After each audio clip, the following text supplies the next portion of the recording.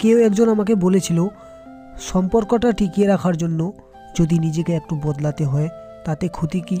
তো আমি তার উত্তরে বলেছিলাম, না, আমি নিজেকে কারোর জন্য বদলাতে পারবো না। আমি যেমন আছি তেমনই থাকবো। এমনভাবে যদি কেউ আমাকে গ্রহণ করতে পারে তো করুক, না হলে দরকার নেই।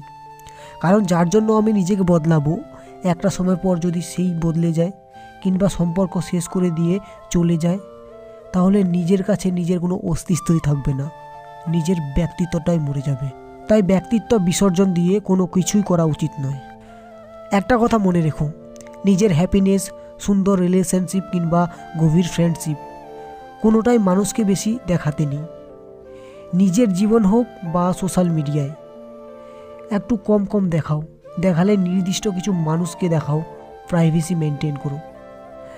কারণ মানো আর নাই মানো, সবাই কিন্তু তোমার ভালো চায় না। আমি মিডিল ক্লাস ফ্যামিলি বস।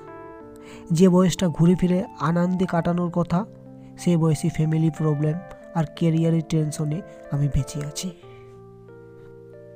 আমরা সবাই কারো না কারোর গল্পে বিরক্তকর এক চরিত্র। জীবনে ভালো থাকাটাই আসল, তাই নিজের ভালোটা নিজে খুঁজতে শেখো। মানুষের নিজের বলতে কি আছে? জন্ম অন্যজনের দান, নাম অন্যজনের দান, শিক্ষা অন্যজনের দান, রোজগার অন্যজনের পয়সা। শেষ যাত্রা অন্য কেউ নিয়ে যাবে, তবে কিসের এত অহংকার? সুন্দর সে নয় যে দেখতে সুন্দর, সুন্দর তো সে যার মন মানসিকতা সুন্দর।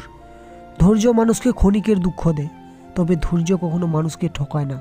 সঠিক সময়ের জন্য সব সময় অপেক্ষা করে যাও। যারা অপেক্ষা করে তারা ঠিকই পায়।